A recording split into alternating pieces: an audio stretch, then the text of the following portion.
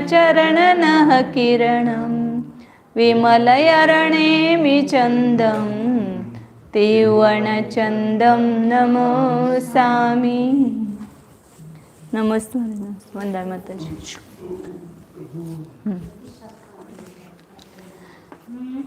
429 गाथा तक अपन ने देखा था। नीट बीट बघून ठेवा आता। गाथा पढ़ते। आउट्टी रिक्खमस्सिनी पहुदीदो गणीय तत्थ अट्ठ जुदे इसुपेसु होन्ति रिक्खा इह गणना कित्यादीदो।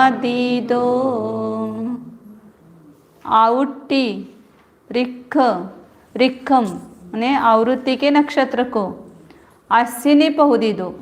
जब आवृत्ति के नक्षत्र हैं उसको अश्विनी के नक्षत्र से गिनना और उसमें गणीय तत्थ 8 जुदे, उसमें 8 जोड़ना, तो वो इशुभ का नक्षत्र आता है। लेकिन वो इशुभ का नक्षत्र जो भी नंबर आएगा ना वो कृतिका से गिनना। आवृत्ति के नक्षत्र अश्विनी से गिनना और उसके इशुभ के जो आएंगे वो कृतिका से गिनना। तो आवृत्ति के नक्षत्र को 8 जोड़ देंगे तो उसमें कृतिका इसका विषुभ का नक्षत्र होगा। लेकिन वो जो संख्या आएगी वहाँ ये नियम याद रखना। सूत्र लिखती हूँ।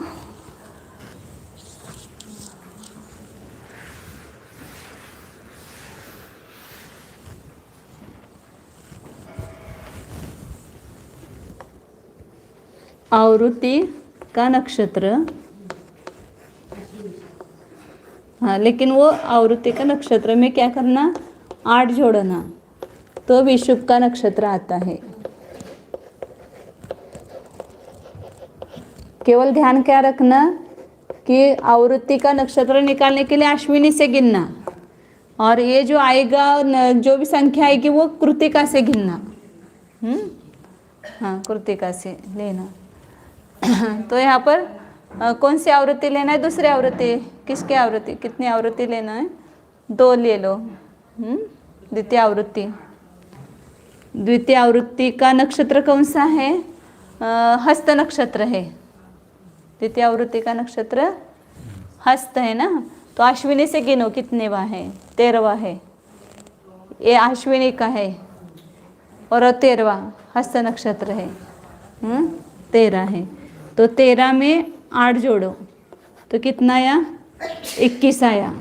लेकिन ये 21वां कहाँ से गिनना, कृतिका से गिनना। हाँ, तो यहाँ से तीसरे से लेकर के 21वां कौन सा आएगा, वो अभिजित नहीं लेना।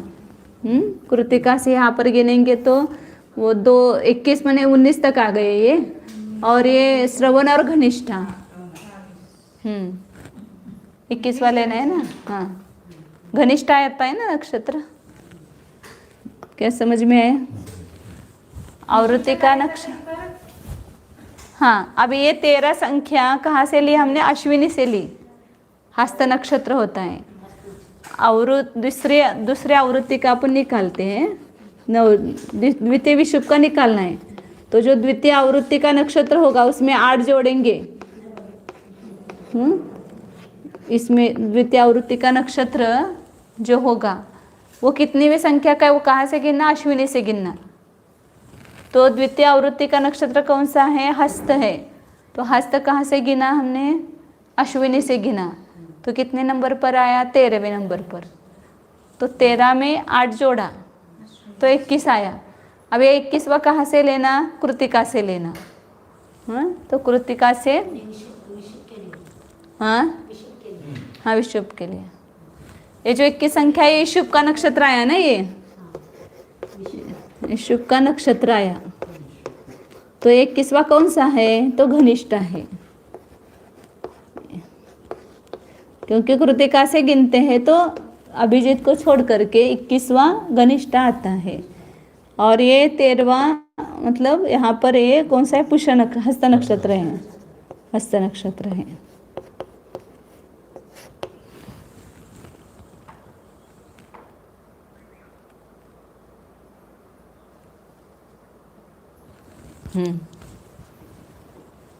आगे। और तीसरे आवृत्ति का नक्षत्र क्या है? मृगशीर्षा है। तो मृगशीर्षा कितने नंबर का है? अश्विनी से 5वां है, तो 5 हो गया। इसमें 8 जोड़ना, तो कितना हो गया? 13। कहाँ से 13 लेना? कृत्तिका से। कौन सा कितने नंबर का आएगा?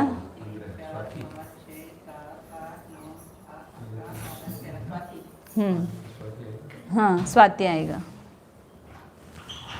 ये स्वाति नक्षत्र आएगा यहाँ पर। इशुभ का, तीसरे इशुभ का स्वाति नक्षत्र है। बराबर है।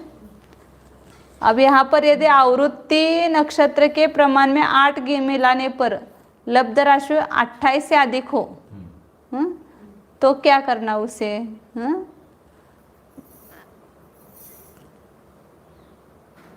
तो वो उसमें से 28 माइनस करना। वो जो 28 से अधिक राशि आते हैं ना, योगफल जो है, ये अभी जैसे ये 13 में 8 मिला है तो 21 है। 28 से ज़्यादा आएगा तो कौन सा नक्षत्र मानेंगे? तो जो लब्ध आएगा उसमें से 28 माइनस करो, जो शेष रहेगा वो नक्षत्र उसका लेंगे। जैसे चौथी आवृत्ति है।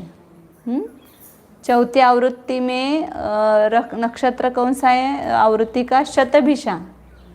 शतभिषा कितनेवा नंबर का है?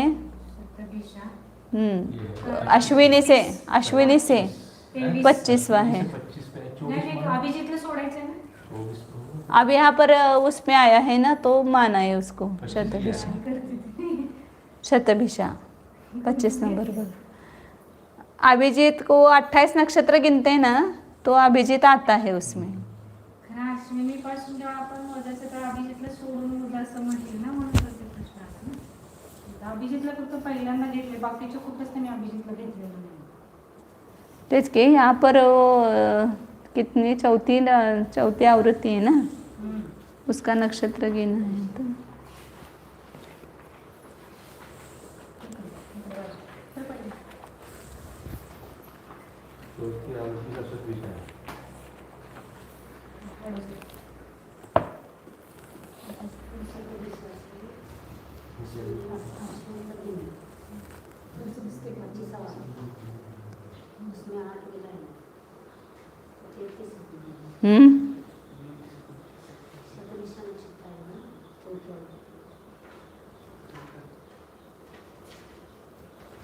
दूसरी आवृत्ति का अपना आया क्या बराबर?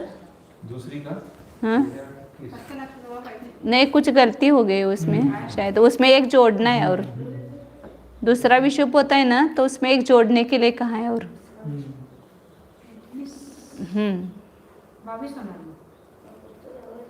घनिष्ठ नाही ना, मग शतभिषा. तो दूसरे विषुप का घनिष्ठ नक्षत्र दिले की तो पहले देखते हो इधर अपना जो लिखा है ना, उसमें नक्षत्र निकाला हुआ है। घनिष्ठा चालय की ते कसं काय दिलेत मग त्याने?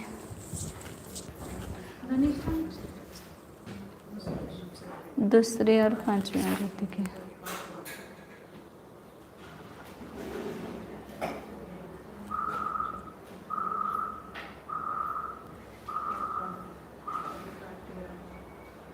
आवृत्तीच आहे ते, आवृत्ति में जोड़ना है वो।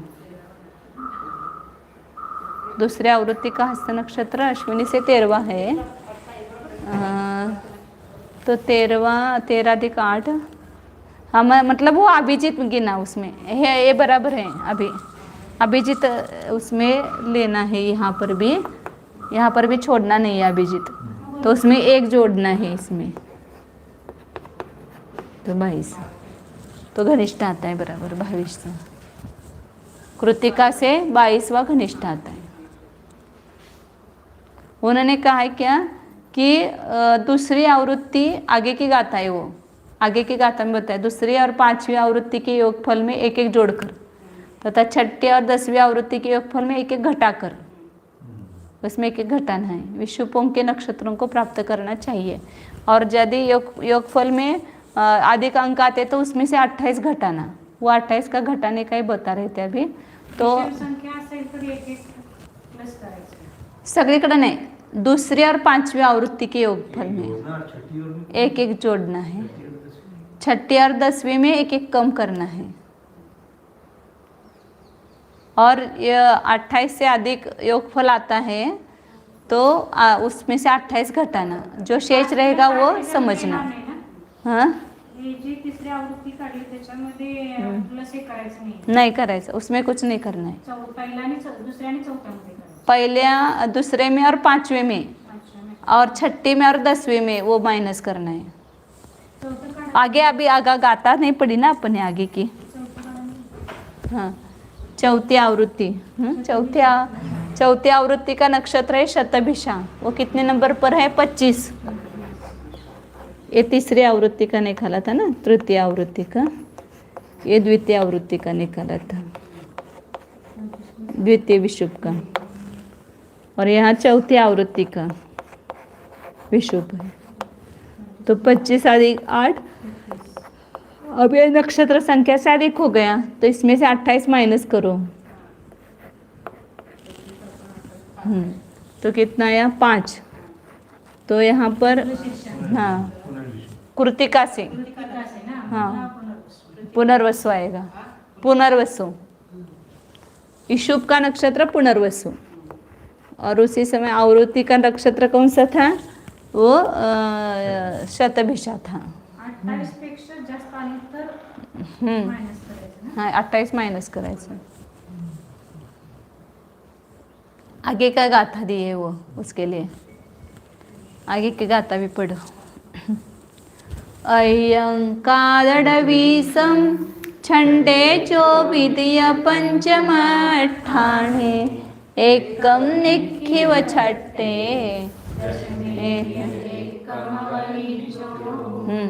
अहि अंकात 28 छंडेजु, अधिक अंक हुए तो उसमें से 28 कम करो, और दूसरे और पांचवें स्थान में एक कम निखिव, एक निक्षेपण करो, और छठे 10वें भी एक कम अवनीजो, छठे और 10वें स्थान पर एक कम करना। अब ये निकालो कौन सा? पांचवी आवृत्ति का। ये चौथी तक हुआ ना अपना।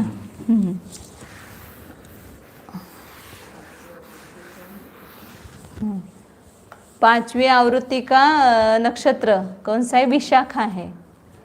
तो अश्विनी से विशाखा कितने नंबर पर है? विशाखा उधर 16 नंबर पे है, 16 नंबर पे है। 16, उसमें 8 जोड़ना और उसमें एक और जोड़ना। पांचवी आवृत्ति है तो एक और जोड़ना। 16 और 8 24 और 1 25 हो गए। कृतिका से 25वां नक्षत्र, उत्तरा भाद्रपद। उत्तरा भाद्रपद कृतिका से लेना ना, इशुभ के लिए। 3 कम करना है ना, तो 3 कम करेंगे। 3 कम करना है, 2 ही कम करना है। अभिजीत अभी से आ गए ना उसमें बीच में। एक जोड़ लिया है। हाँ, नहीं कृतिका से लिया हाँ। तो 25 था, 25वां 27 पे आएगा ना। उत्तरा भाद्रपद। 2 कमी करायचे ना, अभिजितला सोडायचे का? 2 कशाला कमी कर? 2च अश्विनी आणि भरणे आपण पुढे जातो. तेच 2च कमी केलं म्हणजे जोडलं ना त्याच्यामध्ये तर उत्तर आलं ना। 27, 25 और 2 27 होते कि नहीं? हाँ। तो 27वां नक्षत्र है ना। अभिजीत को लिया, इसमें निकाला नहीं। हाँ, अभिजीत को लेकर के ही निकाल रहे हैं सब विषुव का, इसलिए एक जोड़ा और एक कम किया, वो किया ना उसके कारण से, तो इसलिए एक जोड़ दिया ना इसमें। तो ये 25वां मतलब उत्तरा भाद्रपदा, मतलब 5वें शुभ का नक्षत्र होगा उत्तरा भाद्रपद। ये कारण है, ये जोड़ ले घटा रहे। अभिजीत के लिए। अभिजीत पड़ेगा। हाँ, अब छठी आवृत्ति में और छठे और 8वीं और 10वीं में एक एक कम करने के लिए बोले ना। 8वीं में भी है। नहीं, छठी में और 10वीं में, 2 ही में बताए ना। छठी और 10वीं आवृत्ति के योगफल में एक एक छठी ले लो। छठी आवृत्ति का नक्षत्र कौन सा है? पुष्य नक्षत्र है। तो पुष्य कितने नंबर पर है? 8वें। पुष्य 8वें नंबर पर है। 8 + 8 और इसमें एक कम करना है। 16 - 1 = 15। तो 15वां कृतिका से लेना मतलब 17वां आएगा अनुराधा। अनुराधा ते नक्षत्राची नावं दिसतात काय सगळं हे जे? हा, दिसतं. हम्म. एकदम जोडलेलं. अनुराधा तिकडचे ते कसे? तिकडचीच म्हणालोय की मी.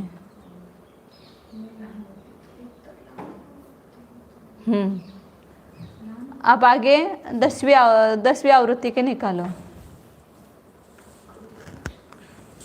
10वीं आवृत्ति में कौन सा नक्षत्र है? कृत्तिका। हाँ, तो एक ही है हुआ ना।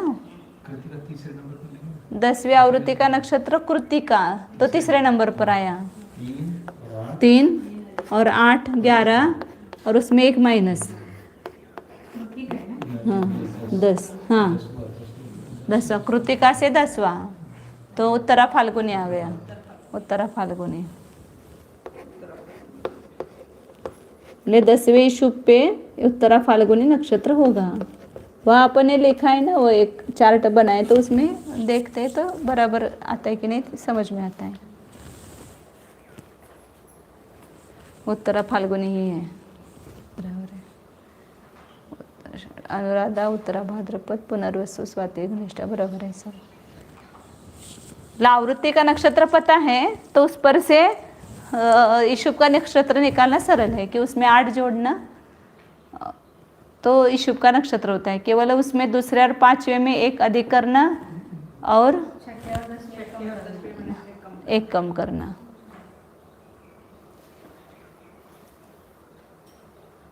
कम करना।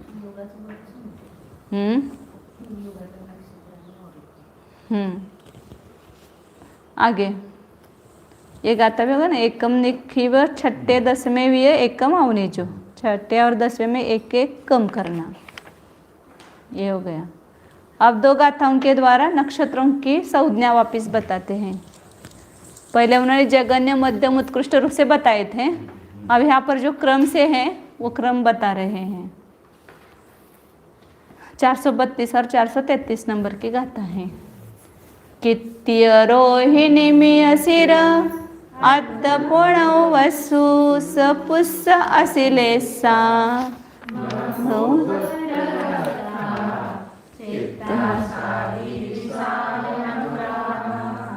जेठा मूलपुत्तर आषाढ अभिजिसवन सदनिद्धा तो सदभिसपुत्तर मध्यपदारे वदस्सिनी भरणी। कित्य कृतिका रोहिणी, रोहिणी नक्षत्र कृतिका से प्रारंभ किया है। इस शुभ के लिए मतलब कभी नक्षत्र कृतिका से करते कभी अश्विनी से, ऐसा है क्या? इसी क्रम से तो नक्षत्र होंगे ना। हाँ इस शुभ का चल रहा है तो कृतिका से चालू किया उन्होंने। पहला कृतिका नक्षत्र, फिर रोहिणी, तीसरा है मृगशीर्षा। यही क्रम आएगा सब, खाली कृतिका से गिनना है। कृतिका, रोहिणी, फिर मृगशीर्षा, फिर आर्द्रा, फिर पुनर्वसु, अद्द इसमें गाता लगाते हैं ना, अद्द मतलब आर्द्रा लगाना, पुनर्वसु मतलब पुनर्वसु, फिर पुष्य मतलब पुष्य नक्षत्र, अश्लेषा मतलब आश्लेषा, फिर मह मतलब मघा, मघा नक्षत्र, फिर पूत्तर, पूत्तर हत्ता, पूर्वा फाल्गुनी और उत्तरा फाल्गुनी। फाल्गुनी कुठनं लावायचं खरं? पूर्व उत्तर केवल भाद्रपद में भी आते हैं।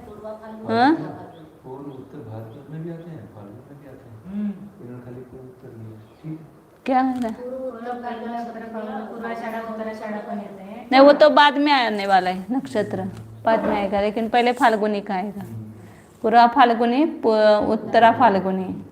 ये मैं बोले गाथा में फाल्गुनी शब्द कहाँ से लेंगे ऐसा? हाँ उत्तर हत्ता म्हणजे हस्त नक्षत्र, फिर चित्ता मतलब चित्रा, स्वाति विशाख म्हणजे विशाखा, अनुराहा अनुराधा, अनुराधा बराबर है, जेठा ज्येष्ठ नक्षत्र, मूल नक्षत्र, नंतर उत्तर आषाढा। आता इथं कसं लिहिलं की नाही, पूर्व आषाढा और उत्तर आषाढा, ऐसे फाल्गुनी का भी लिखना चाहिए। वो आगे आषाढ़ा लिख दिया इसलिए यहाँ पर फाल्गुनी ले लेना। आगे आषाढ़ा उन्होंने बता दिया ना, तो इसलिए यहाँ पर फाल्गुनी ले लेना ऐसा। अभिजीत सवन सधनिट्टा, अभिजीत नक्षत्र इसमें दिया ना उन्होंने, सवन और धनिट्टा मतलब घनिष्ठा। हाँ हाँ, तो सदभिष पूत्तर मध्यपदा, फिर उसके बाद सतभिषा, फिर पूव आणि उत्तर बद्धपदा। बद्ध आहे का तुमचे शब्द काय? मध्यपदा नाही, जुन्या पुस्तकात असेल की त्यांच्या पुस्तकात काय सर मग पुस्तकात मध्य लिहिले काय? खरं बद्धपदाच पाहिजे असं वाटतं. आहे का म आहे गाठेमध्ये चौथी लाईन. सतभिषा, फिर पूर्व भाद्रपदा, उत्तर भाद्रपदा, रेवद, रेवती, अश्विनी म्हणजे अश्विनी और भरणी, रेवती अश्विनी आणि भरणी लास्ट हो गए हो. हाँ हाँ भरणी शेवटी येते. हाँ बरं. आपल्याला एवढे ते क्रम माहिती आहे, रेवती अश्विनी भरणी कृतिका रोहिणी. पुढे आगे हाँ, इस शुभ को गिनते समय कृतिका से नंबर गिना है और आवृत्ति का गिनते समय अश्विनी से गिना है, और कृतिका के इस शुभ के गिनते समय अभिजीत को भी पकड़ा है, और आवृत्ति में वो अभिजीत को नहीं लेते हैं. आगे इस प्रकार नक्षत्रों के नाम पुनः या क्रम से देने के लिए बताए हैं, क्योंकि अभी तक क्रम नहीं दिया था ना उन्होंने, अभी यहाँ पर क्रम दिया. वो पीछे वो दक्षिणायन में कौन से नक्षत्र होते हैं और उत्तरायण में कौन से नक्षत्र होते हैं ऐसा बताया.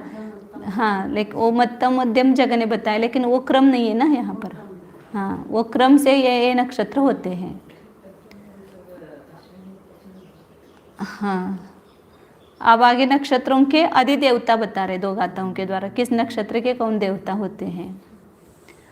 आज्ञेपयावधि सोमो रुद्रोदिति देवमन्ति सापोय पिदुभग अर्य मदिनयर तोट्टने निरिन्दग्गिमित्तिन्दा तो नेरेदि जलविस्यो ब्रह्मा विह्नो वसूय वरुण अजा ऐवढ्ढि पूसन अस्सा जमोवि अहि देवदा कमसो.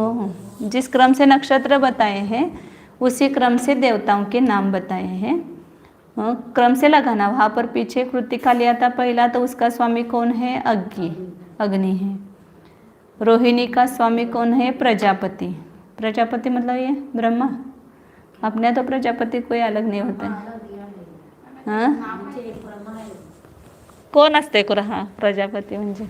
अब ये कौन स्वामी होता है, स्वामी का अर्थ क्या लेना, ये सब ज्योतिष शास्त्र में पढ़ना पड़ेगा. अपने को खाली इतने स्वामी ऐसा दिया है, इतना ही मालूम है. सोमो किस तीसरा कौन सा है? मृगशीर्षा, उसका स्वामी सोम है. चौथा कौन है? आर्द्रा नक्षत्र. ऊपर देखना और उसके नीचे स्वामी दे लगाना. आर्द्रा नक्षत्र का स्वामी है रुद्र. ये रुद्र तो 11 रुद्र होते हैं ना, उसमें रुद्र होगा. हाँ, फिर 5वां नक्षत्र है पुनर्वसु. कौन? ये ज्योतिषी देव कैसे होंगे? हाँ, तारा पुढे दिले तो अम्मा. इथे नक्षत्राचे स्वामी तारा थोडेच असतात. हाँ, ज्योतिषी देवों के नाम है क्या फिर? अग्नि वगैरह.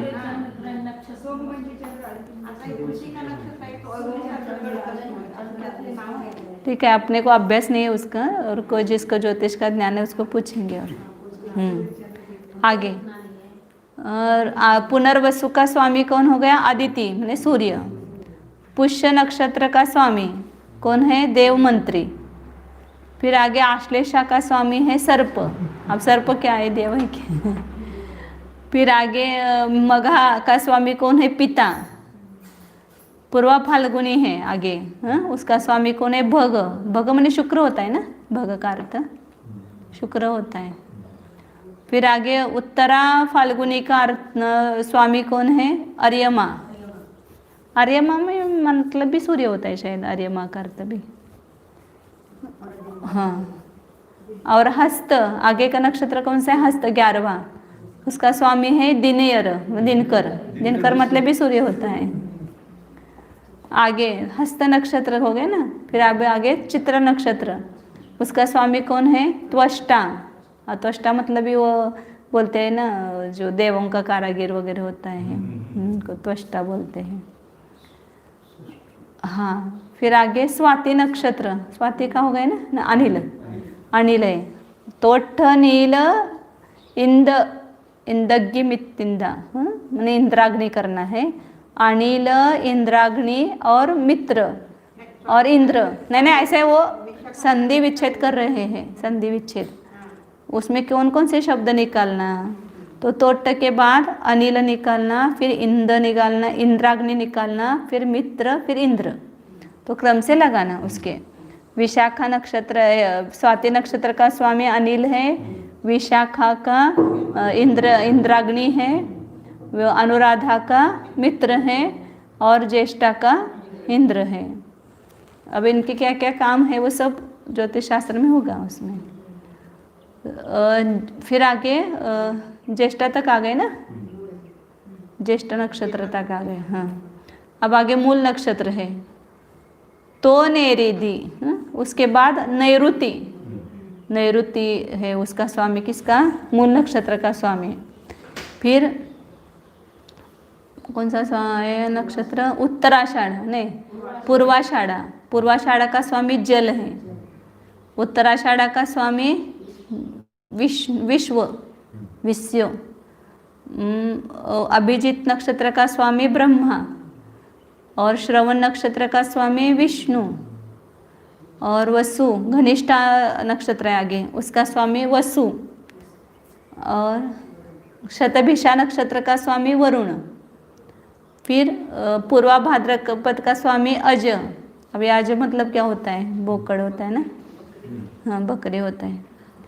आगे उत्तरा भाद्रपद का स्वामी अभिवृद्धि, रेवती नक्षत्र का स्वामी पूषण, अश्विनी का स्वामी अश्व, और भरणी का स्वामी यम। ये कुछ उसके फल वगैरह होते होंगे वो स्वामी के अनुसार, वो नक्षत्र में उसका सब फल कैसा मिळता है। त्याचे ते आदि देवता।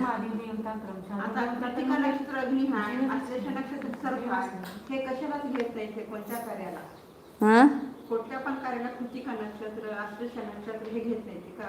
आश्लेषाचा नक्षत्र स्वामी सर्प आहे, हाँ, आदित्य अशुभ आहे। तेज मनाल के इसके वो मानते होंगे ना, ये फल वगैरह जो है वो मानते होंगे ना इसके ऊपर से। इसका स्वामी ये है तो वो कार्य होगा नहीं, सफल होगा उस नक्षत्र में करेंगे तो। हाँ, तो सर्प स्वामी है तो उस नक्षत्र में करेंगे तो वो काटने का काम करेगा ना ऐसे। तो मतलब ज्योतिष शास्त्र है, अपने को वो पता नहीं है। चलो आगे।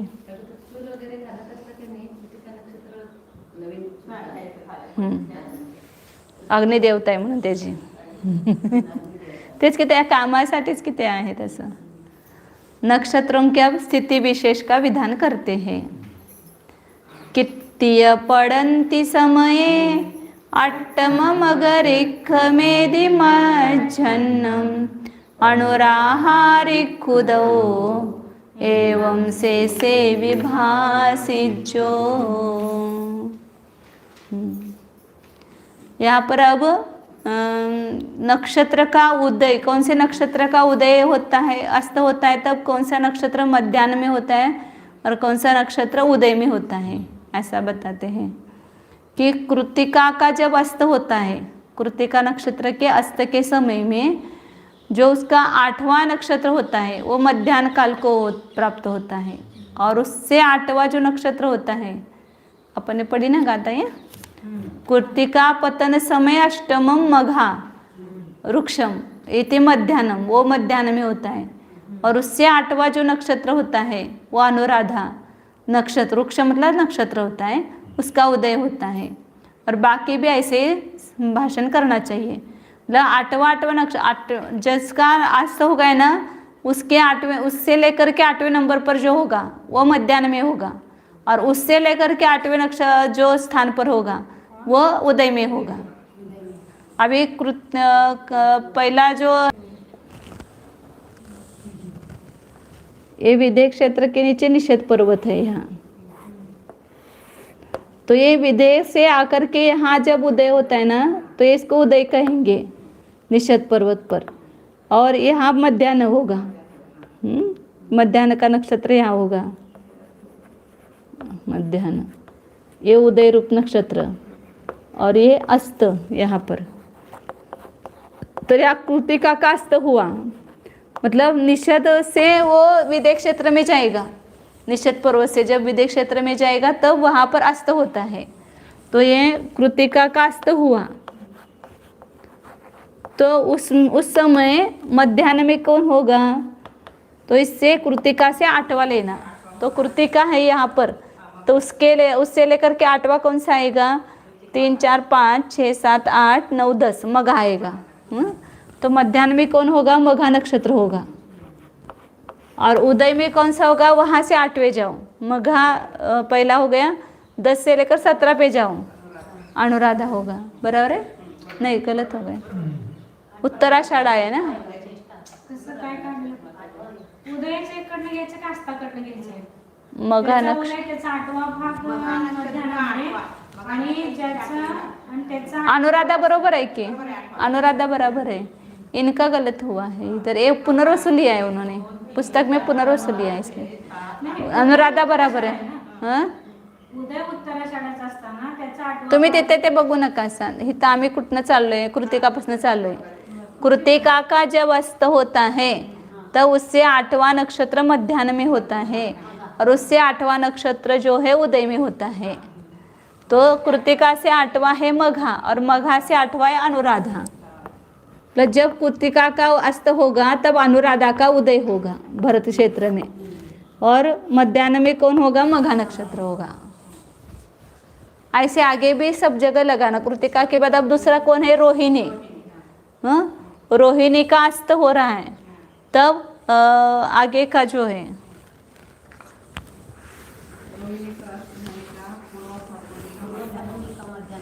हाँ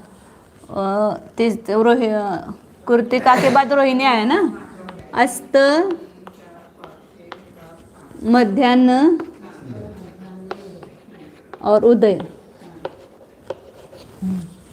अब यहाँ पर कृतिका ये तीनों लिए, मघा, कृतिका, मघा और अनुराधा आया। अब रोहिणी का अस्त हो रहा है, तो उस समय मध्याह्न में कौन होगा, तो रोहिणी से 8वां ले लो, मघा के आगे का कौन आएगा, पूर्वा फाल्गुनी, पूर्वा फाल्गुनी। और पूर्वा फाल्गुनी से 8वां कौन सा आएगा, ज्येष्ठा। ये 11वां तो 18वां लेंगे ना, तो ज्येष्ठा उसका उदय होगा। अब तीसरा मृगशीर्ष नक्षत्र का जब अस्त होता है तो उससे 8वां नक्षत्र उत्तरा फाल्गुनी होगा। ये 5 नंबर पर है, वो 12 नंबर पर उत्तरा फाल्गुनी होगा। ऐसे मतलब क्रम से बराबर 8-8 लेना वहाँ पर। और ज्येष्ठा के बाद मूल नक्षत्र का उदय होगा। फिर यहाँ मृगशीर्ष हो गया, आर्द्रा, आर्द्रा का अस्त होगा तो उससे 8वां, ये आर्द्रा 6 नंबर पर है। 8वां कौन सा आएगा, हस्त नक्षत्र। 13 नंबर पर जो है वो 8वां आएगा, क्योंकि 6 से लेकर के देखेंगे ना, उसको पकड़ करके 8 जाएंगे। हाँ, तो यहाँ मध्याह्न में कौन सा होगा, हस्त, हस्त होगा, हस्त होगा। और पूर्वाषाढ़ा उदय में होगा, वहाँ से आगे करके 8वां जाना, पूर्वाषाढ़ होगा। ऐसे ही पुनर्वसु का जब अस्त होगा तो हस्त के बाद चित्रा आएगा, चित्रा का मध्याह्न में होगा। और चित्रा से 21 नंबर पर जो है उत्तराषाढ़, ये बड़ा आया, देखो ये ले आए उन्होंने वहाँ पर चित्र में। पुनर्वसु का अस्त और चित्रा का मध्याह्न और उत्तराषाढ़ का अस्त, उदय, उदय, उदय लिया है। ऐसे यहाँ पर पुष्य का उदय अस्त होगा, तब स्वाति का, स्वाति मध्याह्न में होगा। और अभिजीत का, अभिजीत लिया है क्या यहाँ पर? अभिजीत लिया है, हाँ, लिया है। अभिजीत का उदय होगा। ऐसे आश्लेषा का अस्त होगा, तब यहाँ पर विशाखा का मध्याह्न में आएगा, विशाखा नक्षत्र। इसलिए ये क्रम से याद रहना है, अच्छा ये क्रम से याद करना पड़ेगा। और इसका श्रवण नक्षत्र का उदय होगा। ऐसे मघा का अस्त होगा, तब 17 नंबर पर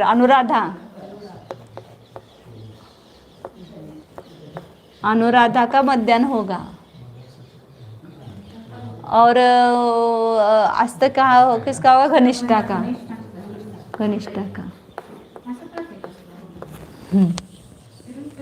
हाँ, आगे वैसे जाएंगे। हाँ, ऑटो ऐसे।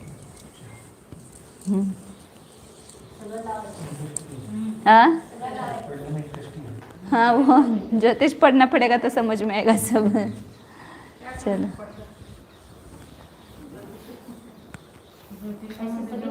अब चंद्र के 15 मार्गों में कौन कौन से नक्षत्र होते हैं, किस किस मार्ग में कौन कौन सा नक्षत्र स्थित है? उन्होंने पहले नक्षत्र के 180 गलियां बताई थी ना। 180 सूर्य की 183-84 है, तो इसके 180 आई थी। तो नक्षत्र भी सब विथियों में घूमते नहीं है। उन्होंने यहाँ तो ये बता रहे कि वो घूमते नहीं है विथि पर, उसी विथि पर रहते हैं, उसी अपनी गली में ही घूमते हैं, ऐसा बता रहे हैं। नहीं, स्थिर का है। हाँ, उदय ऐसा कैसे होना था इसमें? आगे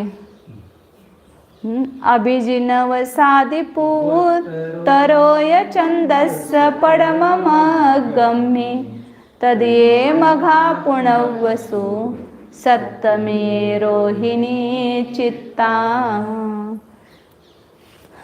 अभिजित आदि 9 नक्षत्र, मतलब सभी लेना, अभिजीत से लेकर के अभिजीत, श्रवण, घनिष्ठा, शतभिषा, पूर्वा भाद्रपद, उत्तरा भाद्रपद, रेवती, अश्विनी और भरणी, ये 9 हो गए। ये 9 नक्षत्र। और उसमें से उधर है वो पूर्वा फाल्गुनी, उत्तरा फाल्गुनी और स्वाति, पूर्वा फाल्गुनी, उत्तरा फाल्गुनी, ये 3 नक्षत्र। ऐसे 12 नक्षत्र प्रथम मार्ग में संचार करते हैं। चंद्रमा की जो 15 है ना विथिया, उसमें वो लगा रहे हैं चंद्रमा की किस विधि में कौन से नक्षत्र संचार करते हैं। तो पहली विधि में, चंद्रमा के पहली विधि में इतने नक्षत्र होंगे, 12 और 4। हाँ, बराबर है। हाँ, क्योंकि प्रथम मार्ग का उसका काल बहुत कम है ना, वो इसका नक्षत्र का।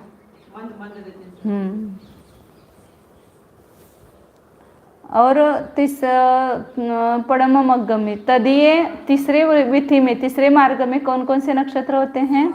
मघा और पुनर्वसु, नक्षत्र होते हैं तीसरे मार्ग में। दूसरा नहीं बताया, दूसरे नहीं। 7वीं विधि में रोहिणी और चित्रा, ये 2 संचार करते हैं। ये चंद्र की विधि में चल रहा है, चंद्र की 15 विधि है, उसमें कौन कौन से नक्षत्र संचार करते हैं। अब आगे 438 और 439 नंबर गाथा है। छठट्टमसमेयास रस में कीर्तिय विसाह अनुराहा जेठाकमेन शेषा पन्नार सम्मि अट्ठेव हत्तमूलतियं विय मियसिरदुगपुस्सदोन्य अट्ठेव अट्टपहे नखत्ता तिट्टन्ति हो बारसा दिया। अब छठ, अट्ठ, दसम ए आरस में छठे, आठवें, 10वें और 11वें मार्ग पर क्रम से लगाना है। छठे मार्ग पर कित्य, विसाह एक एक लगाना है। छठे मार्ग में कृतिका एक ही है, 8वें मार्ग में एक विशाखा है और 10वें मार्ग में अनुराधा है। हाँ, एक एक ही है। ये उत्कृष्ट नक्षत्र है शायद, उत्कृष्ट नक्षत्र है ये। कृतिका उत्कृष्ट नहीं है, विशाखा, अनुराधा, हाँ उत्कृष्ट है। और अनुराधा मध्यम, मध्यम तो एक दिन रहता है ना, तो एक ही रहेगा पूरा, मतलब उनका दिन है ना उसके अनुसार। पहले जो ये है नक्षत्र उसका कम है, जगन्य का आधा दिन है, वो मध्यम का 1 दिन है और उत्कृष्ट नक्षत्र का 1.5 दिन है ना, तो इसलिए एक एक ही आते होंगे ऐसा मुझे लगा। लेकिन प्रथम मार्ग में बहुत सारे हैं, तो अभिजीत नक्षत्र का काल कम है।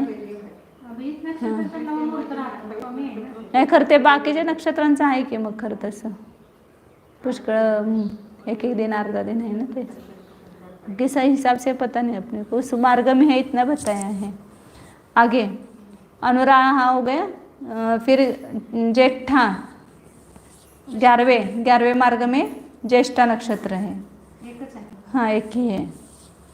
क्रम से शेषा पन्नार सम्य 8वें। अब जितने भी बच्चे हैं वे सब कौन सी वित्ती में है? चंद्र के 15वें वित्ती में है।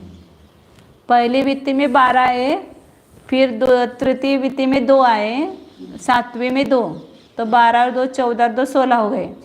और छठा, 8वां, 10वां और 11वां इसमें एक एक, तो कितने हो गए? 16 हो गए थे ना, 4 20 हो गए। अब कितने रह गए? 8 रह गए। वो सब 8 के 8 किस मार्ग में? 15वें मार्ग में है। 15 मतलब 28 नक्षत्र बराबर उस वित्ती में आ गए हैं।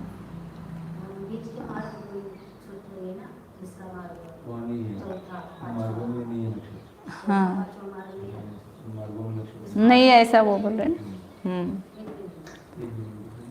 तो हट्टे क्या ना, अट्टपहे नक्षत्रा तिट्टन्ति, 8 ही मार्ग में नक्षत्र रहते हैं।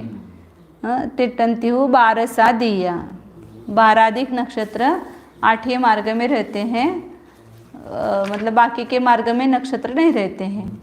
उन्होंने ऐसा दिया ना विशेषार्थ में कि सभी नक्षत्र अपनी अपनी वित्तियों में ही भ्रमण करते हैं, मतलब जिस वित्ती में वो बताए उसी वित्ती में रहेंगे, ऐसा उसका अर्थ निकलता है। और चंद्र सूर्य के सदृश अन्य वित्तियों में भ्रमण नहीं करते। जो इन्होंने जो जो मार्ग गलियां बताई ना उसी मार्ग में वो रहते हैं, ऐसा अर्थ हो गया उसका। चंद्र के 15 मार्गों में से किस मार्ग पर कौन कौन नक्षत्र है वो बताया उन्होंने।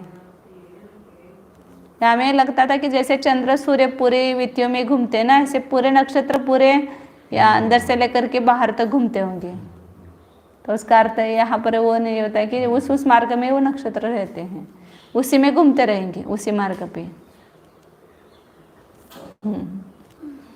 तो पहले मिति पर होने पर कभी किस नक्षत्र में कभी किस नक्षत्र में होगा वो चंद्र। आगे अब उस नक्षत्रों में ताराओं की संख्या बताते हैं कि प्रत्येक नक्षत्र में कितनी कितनी तारा है। कित्तीय पहुदिसु कृतिका अधिक में क्रम से तारा कितने हैं? पहले कृतिका नक्षत्र में 6 तारा हैं, दूसरे प्रजा इसमें रोहिणी नक्षत्र में क्रम से लगाना है पण 5 तारा है, तीसरा मृगशीर्षा में 3 है, आर्द्रा में 1 है, पुनर्वसु नक्षत्र में ताराओं की संख्या कितनी है? 6 है, 6।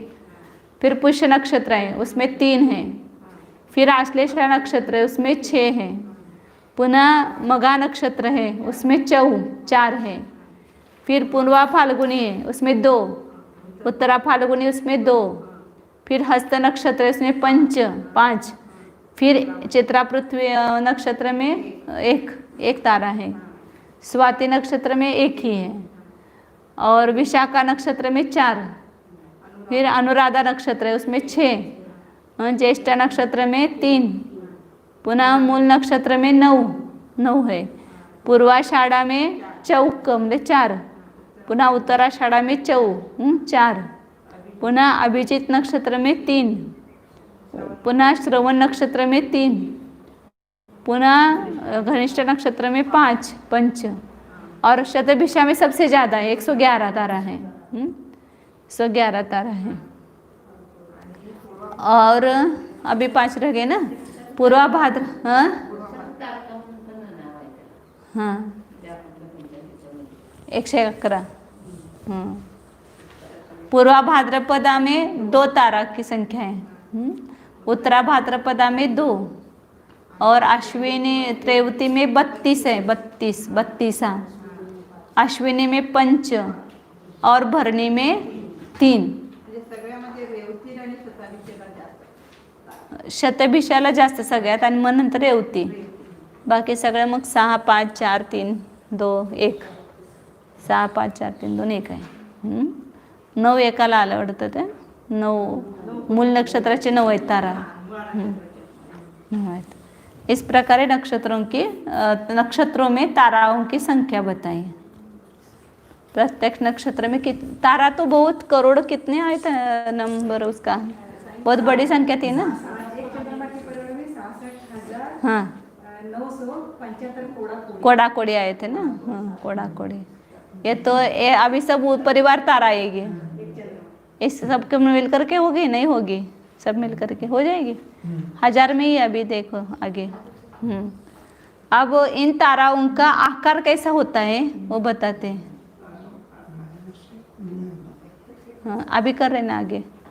1111 उसके परिवार तारा है प्रत्येक ताराओं के, तो उनको गुना करने का बता रहे हैं. काय 705 आहे. कुठे दिले?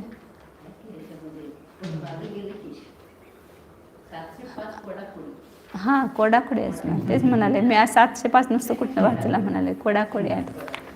अब ताराओं का आकार कैसा है वो बताते हैं. आकार विशेष जो ये 3, 6 वगैरह है ना उसके आकार बता रहे हैं. वियन सयलुठ्ठिये मियसर दिवे तोरणे छत्ते वेम्मिय गोमुत्ते विय सरजुग हत्तुप्पले दिवे आधियरणे वरहारे वीणा सिंगेय विच्छे सरिसा युक्कय वावी हरिगज कुंभे मुरवे पतंत पक्षी.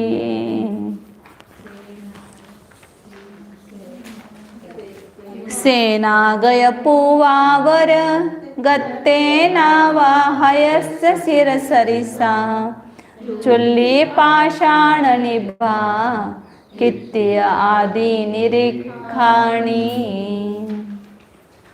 कृतिक आदि नक्षत्रों की जो ताराएं बताई है पहले 6, 5, 4, 3 वगैरह, तो उनका आकार कैसा है वो क्रम से बता रहे हैं. पहले जो कृतिका नक्षत्र में तारका है 6, उनका जो आकार है वो कैसे है. वियन विजना म्हणजे पंखा होते. पंखा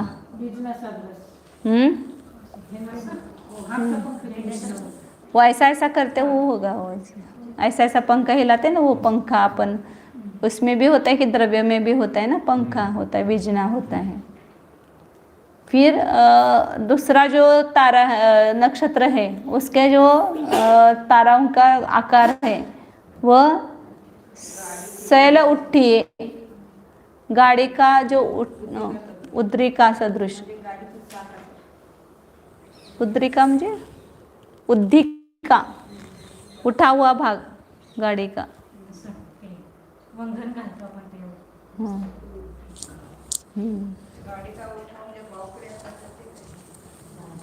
काय माहित आता खुलासा कुछ नहीं है म्हणजे मधला भाग इसमें, खुलासा कुछ नहीं दिया। गाड़ी की उद्दिका सदृश ऐसा बोला है।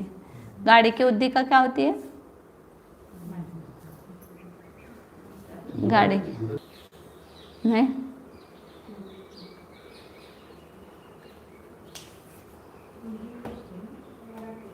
वर आहे हिंदी कोश, बघा तुम्ही उद्दिका शब्द आगे। हाँ, मृग के शिर सदृश। हाँ, और हिरण का जो ऐसा होता है ना, हाँ सिर होता है वैसा, मिय सिर, मृग के शिर के समान उसका आकार होता है।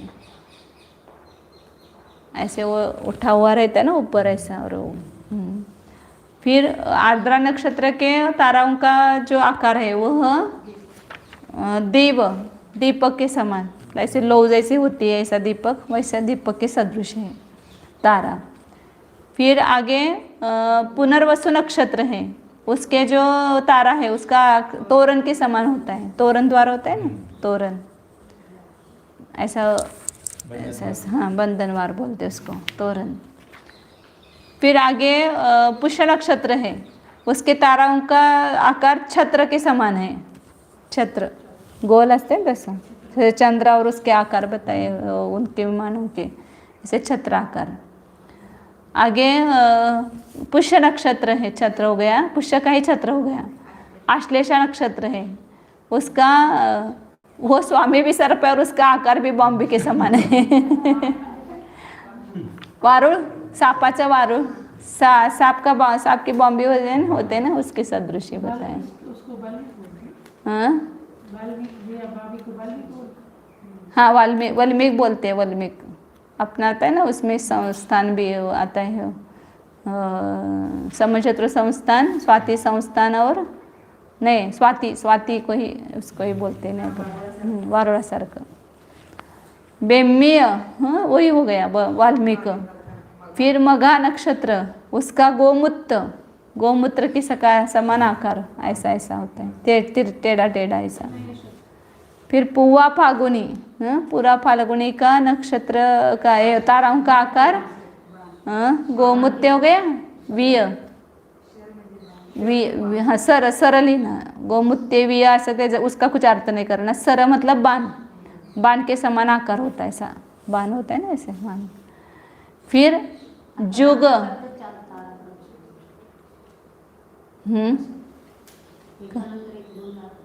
काय पडले, हाँ हाँ हाँ, पुआ फाल्गुनी हो गया, पूर्वा फाल्गुनी का इस शर के समान, बाण के समान। उत्तरा फाल्गुनी के ताराओं का आकार युग, युग मतलब ये जो गाड़ी होती है ना, बैलगाड़ी, हाँ युग युग युग मतलब वो जो गाड़ी का ये होता है ना, धुरा उसको बोलते होंगे, पता नहीं। हाँ युग नहीं सब बढ़िया। हस्त नक्षत्र का हाथ के समान आकार है उसके ताराओं का, हस्त नक्षत्र की तारा 5 है, 5 हाथ है और 5 है। फिर आगे चित्रा नक्षत्र के इस ताराओं का आकार कहा गया, सर जुग हत्त उत्पल मैंने नीलकमल, कमल के समान। युग म्हणजे युगल, ते माहिती आहे की ते गाडीचं जू आहे का, जू म्हणते ते, घोडा गणपती युगल, मग दुसरा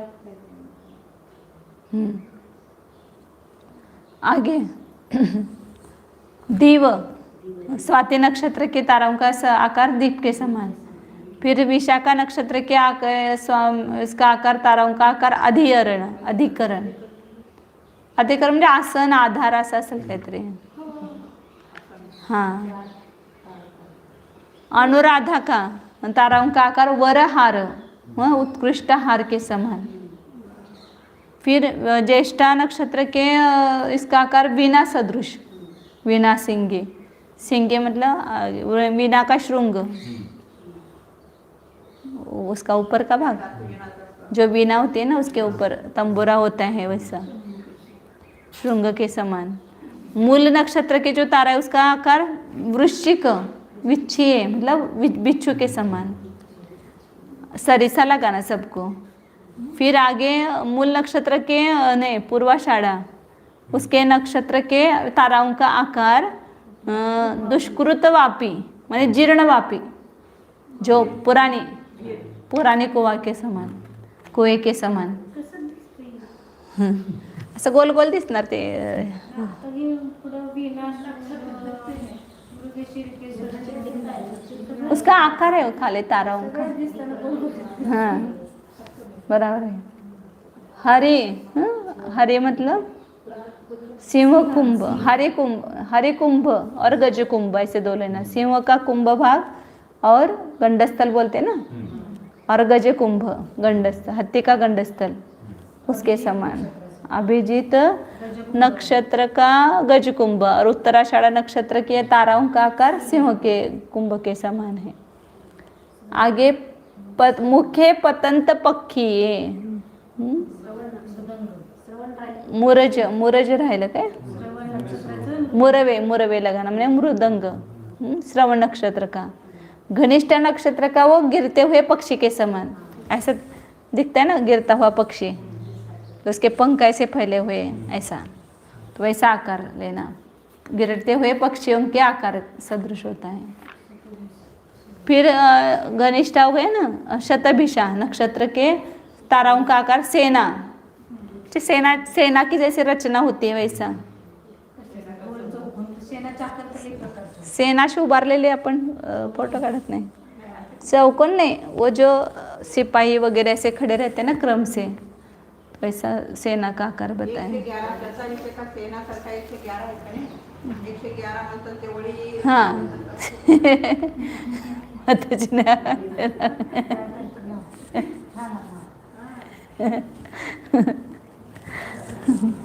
एक 111 है तो वो क्रम से सेना के समान खड़े हैं जब नहीं, हम लगा रहे थे एक एक का आकार ऐसा ताराओं का, लेकिन वो सब मिला करके आकार बता रहे हैं। त्यांनी शतभिषाची संख्या आहे, त्या संख्या या तो 5-5 में होंगे तो इसे आकार दिखता होगा। आगे अब कौन सा नक्षत्र है, पूर्वा भाद्रपदा। पूर्वा भाद्रपद का आकार है पुवावरगत्ते। हातीचं पूर्ण शरीर हत्तीसारखं. गय म्हणजे हत्ती करना, गज हत्ती का पूर्व शरीर के समान, हाथी का जो आगे का भाग दिखता है ना उसके सदृश।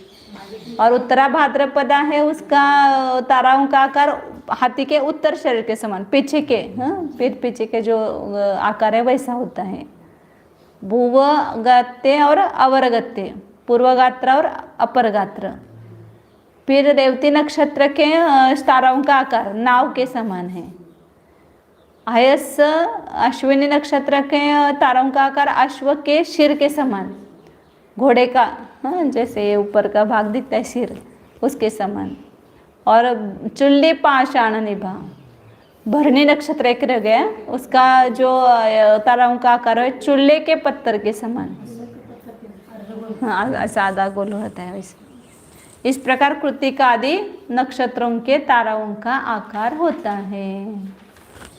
ये सब माहिती खाली दी है, इसमें कुछ विशेष नहीं है। अब तारे कितने से दिखते हैं क्या? तारे चंद्र सूरज सब दिखते हैं, नक्षत्र देखते ना किस किस को आप लोग। और नक्षत्र ऊपर भी है ना, चंद्र सूर्य के ऊपर है ना नक्षत्र, और तारा नीचे तो दिखते हैं तारा। आगे एकारसय सहस्रम सग सग तारा पमाण संगुणिदम परिवार तार संखा कित्य नखत पहुदीनम। ये पहले जो ताराओं की संख्या बताई थी हर नक्षत्र में, उन ताराओं की संख्या को उसके जो पुनः तारा का परिवार है कितना है, 1100 सहस्रम 11,000 ने 1111 1112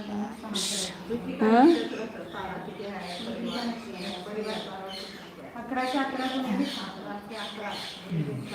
अपने अपने ताराओं की संख्या 6 है ना, हाँ। कृत्तिका नक्षत्र की ताराओं की संख्या 6 है, तो 11 से 11 से गुणा करेंगे तो 6,000 1111 असं म्हणायला पाहिजे ना, त्यांनी शतसहस्र म्हटलं की अवघड आहे ना.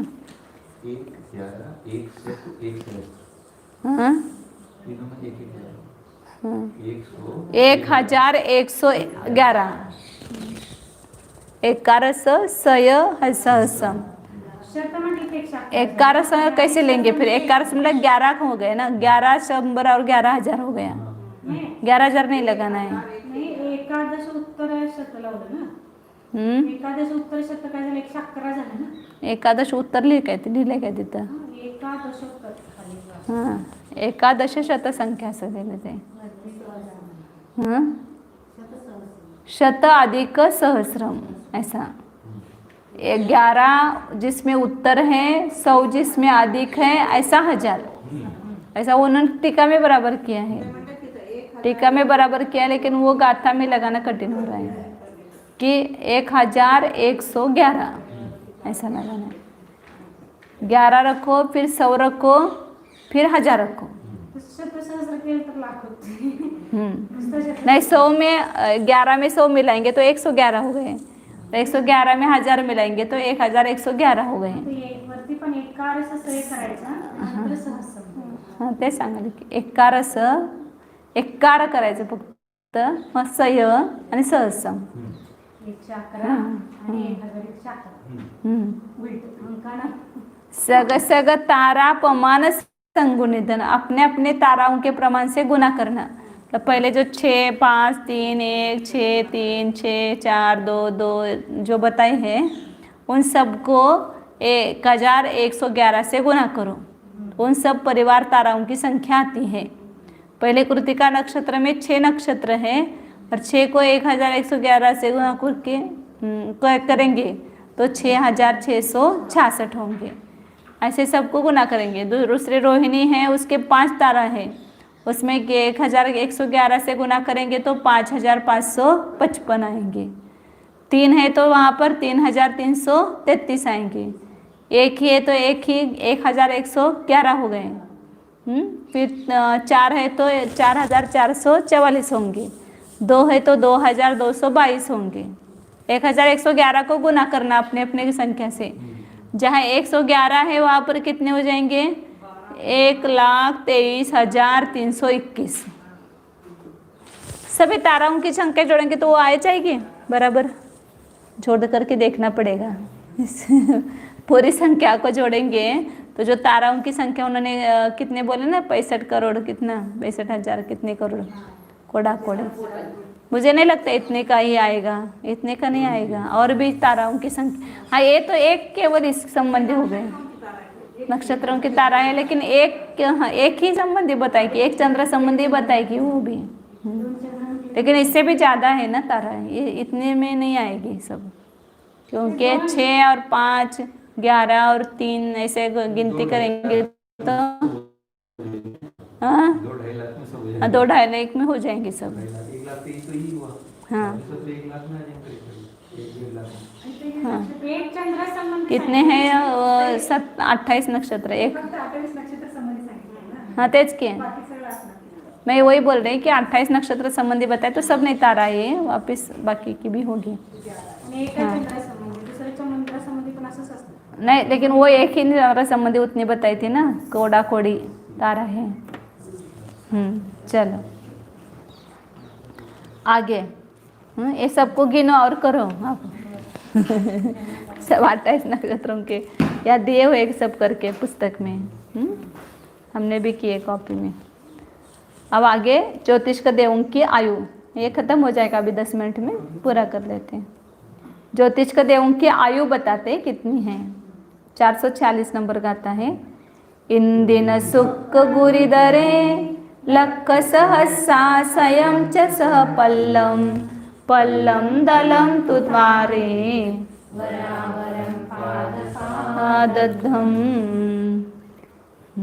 तो ज्योतिष का में कौन कौन है? चंद्र, सूर्य, शुक्र, ग्रह, नक्षत्र, तारका है ना.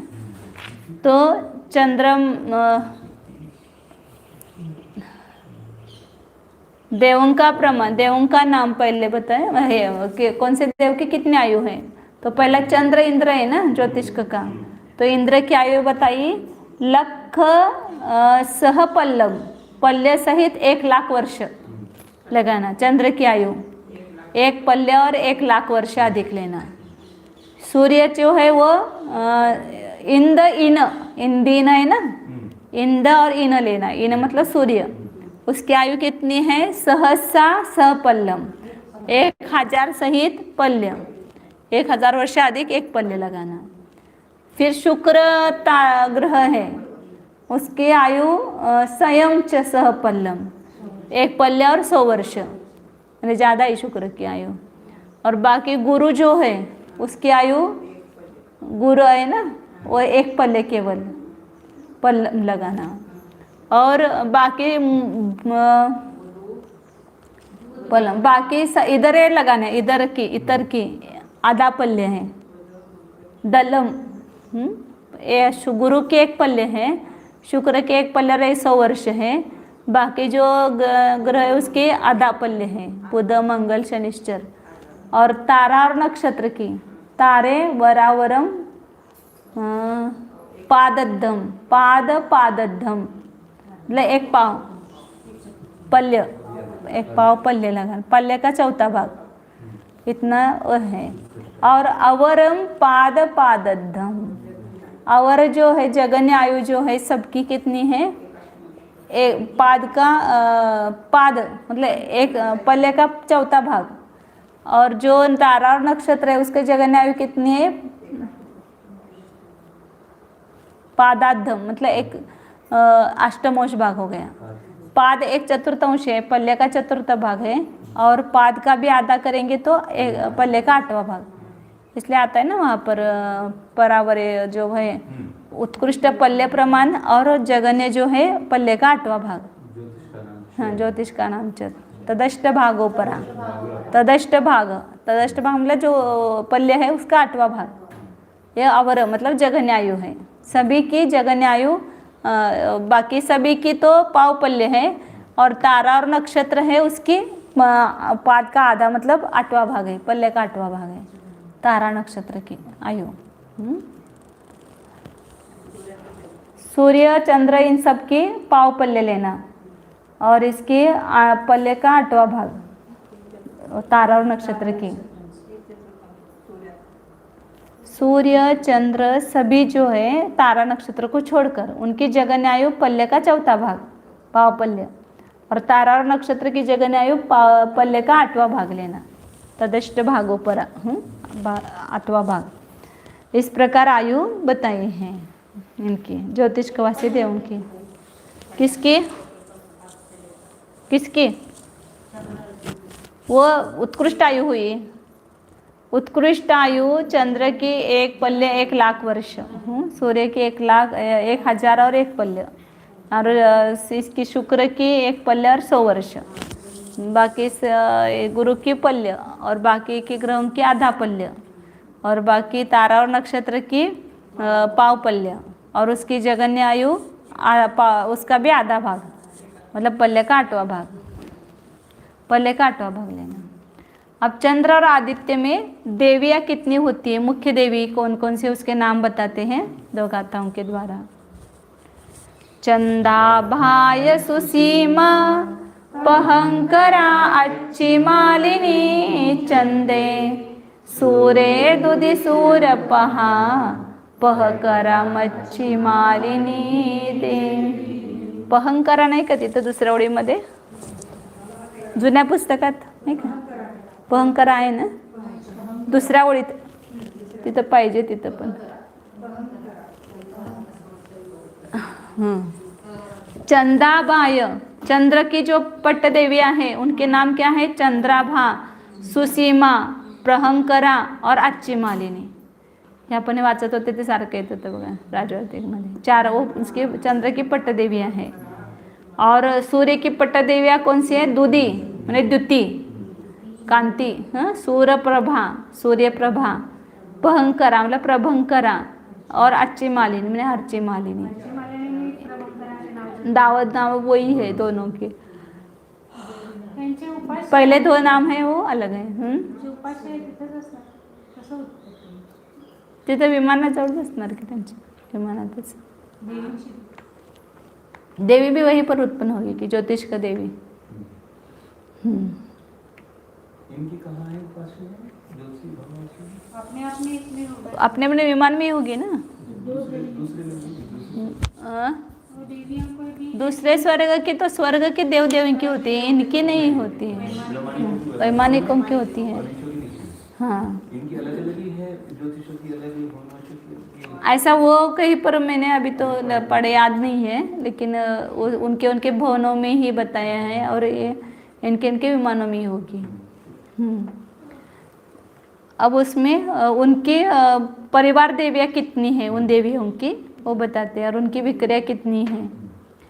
जेठा ताओ पुह पुह परिवार च दुस्सहस वीनम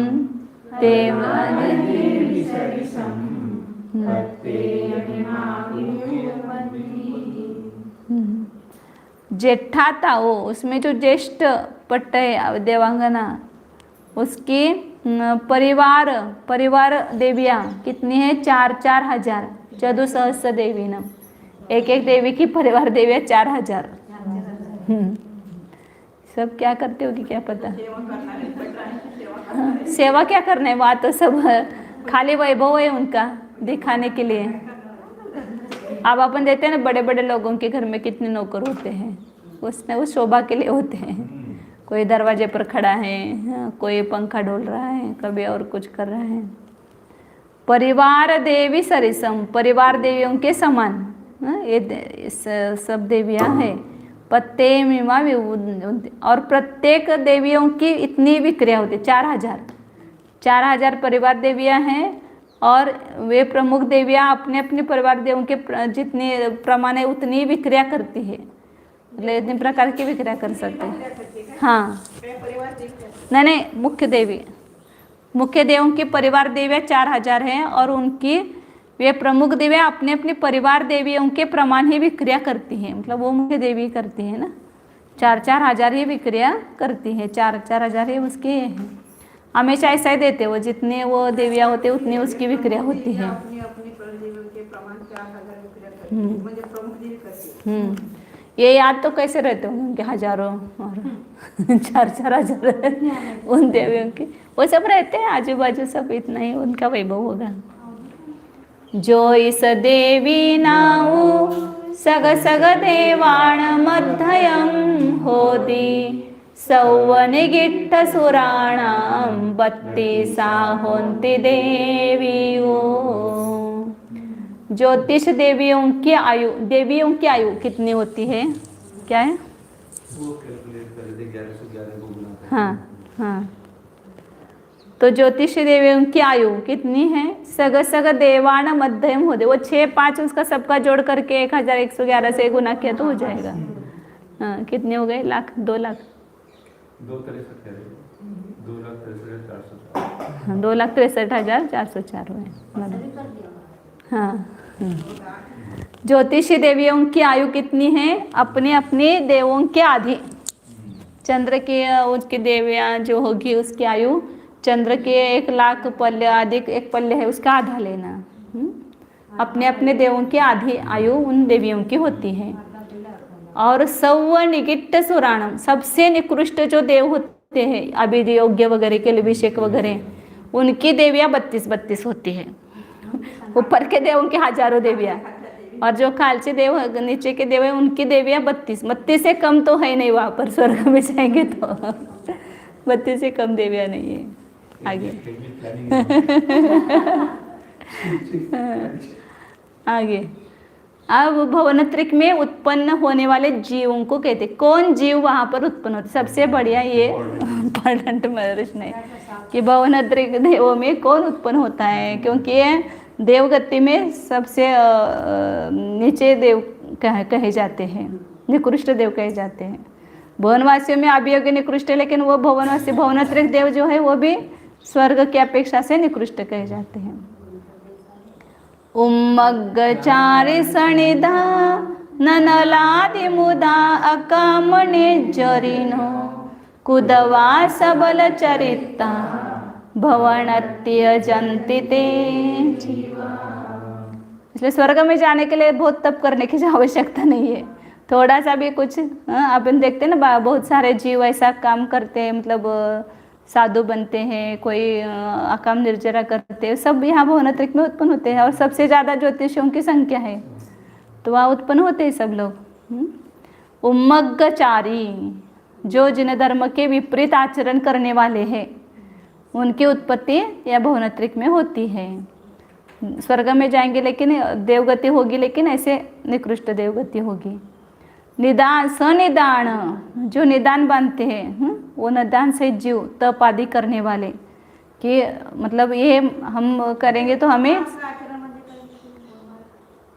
जिन धर्माच्या विपरीत आचरण करणारे, हाँ, जो निदान सहित तप आदि करते हैं। अनल सनिदान, फिर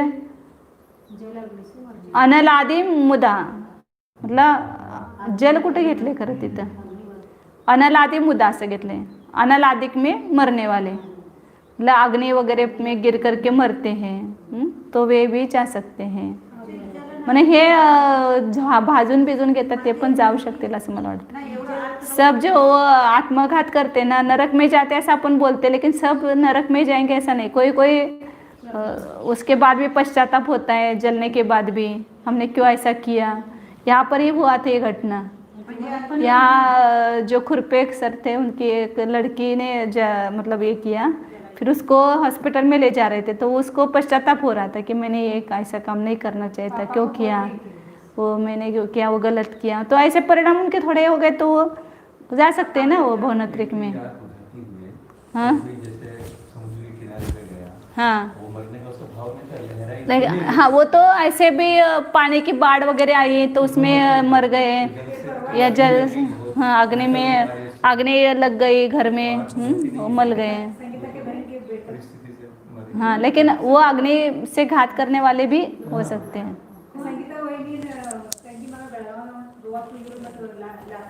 हाँ बराबर, ऐसे बहुत सारी घटनाएं होती हैं। तो ऐसे वो मरते समय उनके परिणाम कैसे होंगे उसके यहाँ। और भुवनत्रिक में जन्म लेने वाले अशुभ लेशा में जाते हैं, शुभ लेशा में नहीं जाते। 3 अशुभ लेशा ही होती है नियम से भुवनत्रिक में उत्पन्न होने वाले जीवों की। हाँ हाँ हाँ, भुवनत्रिक में जाना है तो ही खराब होंगे ना परिणाम। अकाम निर्जरिनो, अकाम निर्जरा करने वाले, बहुत सारे सहन करते हैं ऐसे। अब कितने सारे ये रहते हैं, भिक्षुक वगैरह भी रहते हैं, अकाम निर्जरा करते हैं ना। बहुत सारे प्राणी हैं, कुत्ता वगैरह, बिल्ली वगैरह, ये भी बहुत सारे ये करते हैं, तो तिरंजे भी जा सकते हैं ना वहाँ पर। कुदवा, कुतप करने वाले, दवा का दिले कुतप्पा असं म्हणते ना, कुदवा, पंचाग्नि वगैरह तप करते हैं। सबल चरित्ता, सदोष चारित्र का पालन करते हैं, मल सहित चारित्र का पालन करने वाले। भवनत्य जंती, वे जीव भवनत्रिक में जाते हैं, भवनत्रिक में उनकी उत्पत्ति होती है। चारित्र में दोष लगा करके पालन करते हैं ना, चारित्र अनुव्रत भी लिए लेकिन सब दोष लग रहे हैं, महाव्रत भी लिए उसमें भी दोष लग रहे हैं, तो वो भी जा सकते हैं ना इसमें भवनत्रिक में। तो इस प्रकार, हाँ, इसलिए चारित्र का निर्दोष पालन करना चाहिए, भवनत्रिक में उत्पन्न नहीं होना है। उसने कभी अकाम निर्जरा करे, भवनत्य में सुरत न धरे, करत दुख सयो।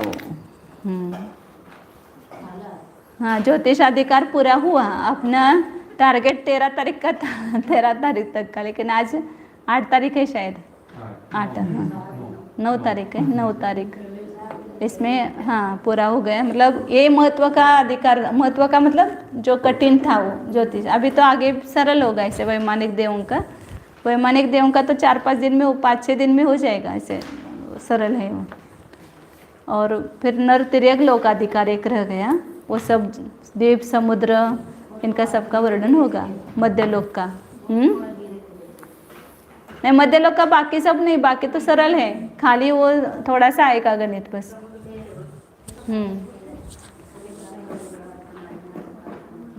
ओ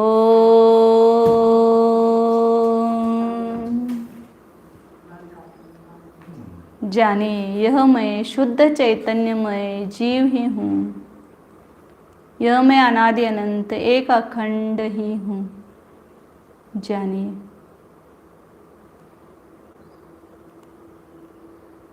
इस ज्ञान भानु स्वरूप निज आत्मा को जानिए,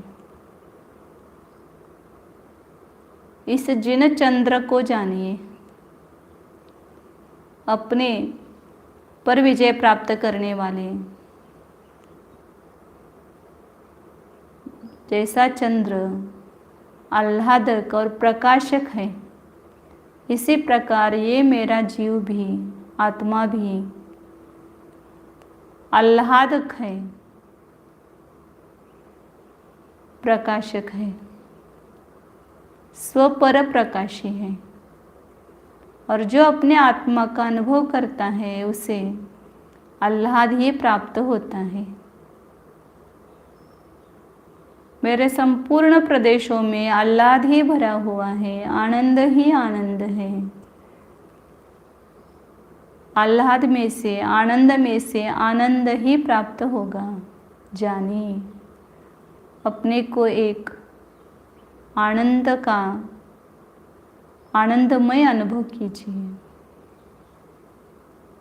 मेरे ध्रुव स्वरूप में कहीं पर भी विषाद नहीं, दुख नहीं, आकुलता नहीं।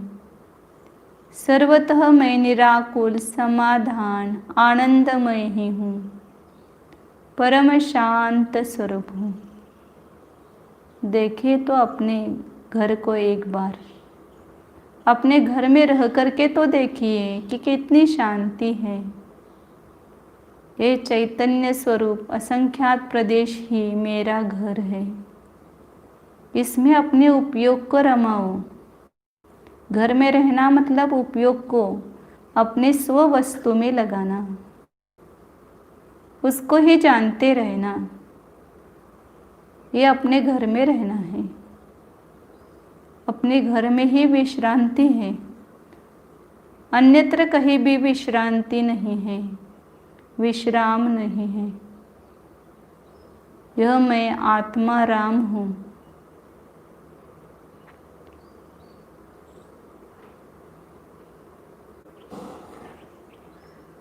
शुद्ध चैतन्य स्वरूप ज्ञानानंद स्वरूप सच्चिदानंद स्वरूप केवल स्वरूप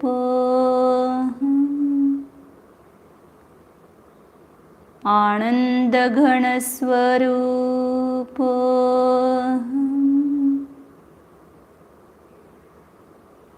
आनंदकार सकंद स्वरूप शांतरस निर्झर स्वरूप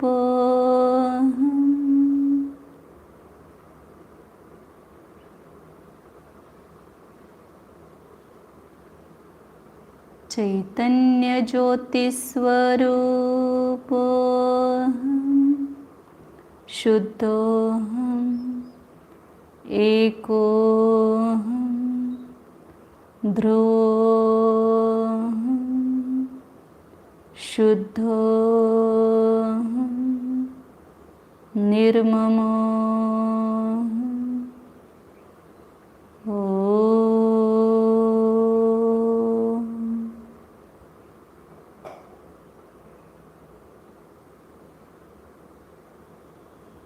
विसर्जन।